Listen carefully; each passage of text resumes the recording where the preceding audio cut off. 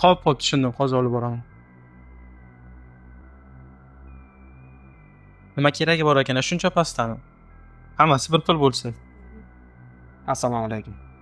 Bexosdan gapingizni eshitib qoldim.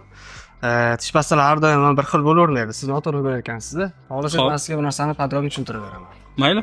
90% odamlar tish pastasini tanlayotganda quyidagi 3 ta xatoga yo'l qo'yishadi. Birinchisi, bu pasta qadoqda ko'rsatilgan erda ko'rsatkichi. Aksariyat insonlar bu narsaga umuman ahamiyat berishmaydi. Ya'ni, erda bu pastaning tarkibidagi abraziv miqdorini belgilab beradi. Agarda siz tishlaringizni oppoq bo'lishini xohlasangiz, erdasi 70 dan yuqori bo'lgan tish pastasini sizga tavsiya qilamiz. Lekin tishlaringiz o'ta sezuvchan bo'lsa, erda miqdori 40 dan 70 gacha bo'lgan tish pastasini ishlatishingizni tavsiya etamiz. Ikkinchisi bu ppm. ppm bu pasta tarkibidagi ftor konsentratsiyasi miqdorini belgilab beruvchi ko'rsatkich. ppm pasta tarkibida qanchalik yuqori bo'lsa, tishlaringiz emali tiklanishi shunchalik samarali bo'ladi. Uchinchisi bu m. Pasta qadoqdagi m harfi pastani ochilgandan keyin qancha muddatgacha ishlatish mumkinligini ko'rsatib beradi. Video foydali bo'lgan bo'lsa, like va podpiska bosishni unutmang va ushbu videoni doim Colgate ishlatayotgan tanishlaringizga yuborib qo'ying.